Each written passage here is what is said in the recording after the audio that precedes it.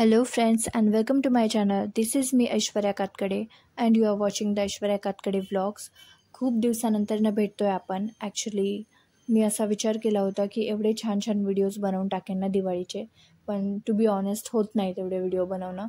आणि एक तर व्हिडिओ शूट करायला पण कोणी नाही आहे, त्याच्यामुळे मलाच त्या सर्व गोष्टी स्वतःच टाका, स्वतःच अपलोड करा, स्वतःच एडिट करा, सर्व गोष्टी मलाच कराव्या लागतात. आणि ना आत्ता मी आले होते इकडे पण त्या लावायला फॅक्टरीकडे, तर त्याच्यामुळे मी असा विचार केला की मी तुम्हाला आतमध्ये पण सर्व जे काही चालू आहे ना ते दाखवते. ओके, आता आहे ना रात्रीचे 7-7:30 वाजलेत. बिलकुल म्हणजे या बाजूला तर कोणीच नाही आहे, वर्कर्स वगैरे आतमध्ये आहेत. आणि इकडे मी पंत्या रेडी करून ठेवल्यात. त्याच्यामध्ये जे मी त्या फॅक्टरीमधनं जे तेल आहे ना, सरकीचं तेल, तर तेच त्याच्यामध्ये टाकायले. आम्हाला आधी असं वाटत होतं की त्याच्यावरती दिवा लागणार आहे का नाही लागणार आहे, म्हणजे मला माहीत होतं कन्फर्म, फक्त थोडा डाऊट होता. मग त्याच्यामुळे आम्ही तेच तेल त्याच्यामध्ये टाकले आणि त्याच्यावर दिवा लावायला. ठीक आहे, एवढी क्यूट दिसायला ना ते, एकदम काळं काळं तेल.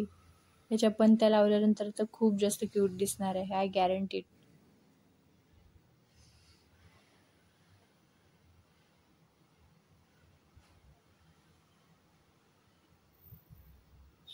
अरे खरंच एवढ्या क्यूट दिसायलात ना ह्या पंत्या.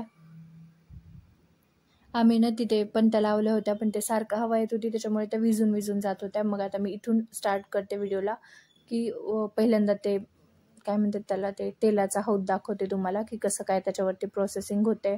आणि खूप जास्त वेळ आहे ना ते एकदम त्याला म्हणजे छाननी बिन्नी करून सगळं एकदम क्लीन तेल त्याच्यातून बाहेर पडते. आता हे पहिले युनिट आहे त्याच्यामुळे तेल थोडंसं ते गढूळ राहते. हे ना दिसायला असं वरून जरी छोटं दिसत असेल ना, तर खाली एवढं मोठं आहे हे की बास. आणि याला स्टोरेज करण्यासाठी एवढा मोठा एक हौद आहे, म्हणजे असं तळघर टाईप आहे एकदम. जेव्हा ते तळघर बनत होतं ना तेव्हा मी आतून बघितलं होतं ते सर्व गोष्टी. मला ना असं वाटत होतं की आता त्या तेलामध्ये काय माझा मोबाईल पडतो का काय, त्याच्यामुळे मी पटकन बाहेर आले आणि इथून व्हिडिओ काढायले.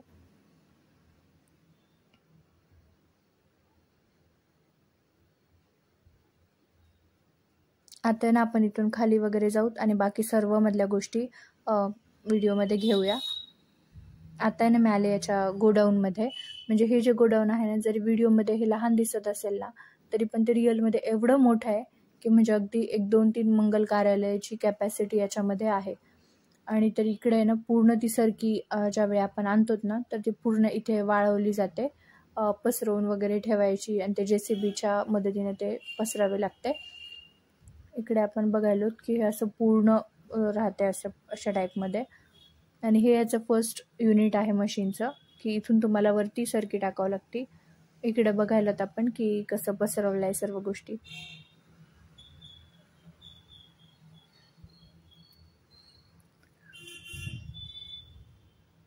इथून आहे ना सरकी टाकली नाही बघा, हे खाली पण काही पडायले.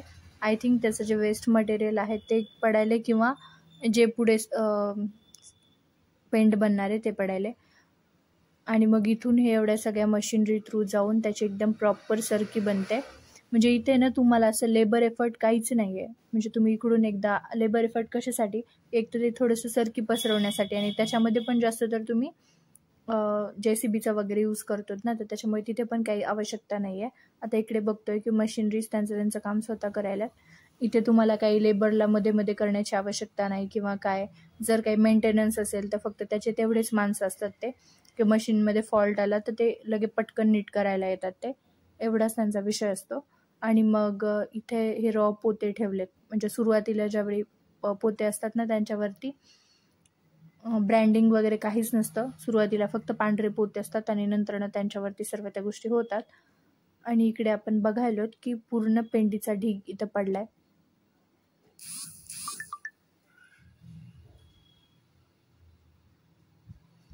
इकडे हे वेइंग मशीन आहे आणि आता पण बघायला होतं आपण की कंटिन्यू पडायला चालूच आहे.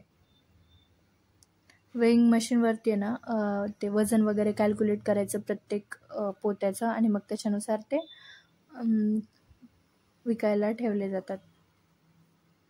याच्यामध्ये ना ह्या मॅन्युफॅक्चरिंगमध्ये तुम्हाला लेबरची काही एवढी गरज नाही पडत. ज्यावेळी तुम्हाला पोते भरायचे असतात किंवा त्यांना गाड्यांमध्ये लोड करायचं असतं वगैरे, तर त्याच्यासाठी तुम्हाला लेबर वगैरे लागतं.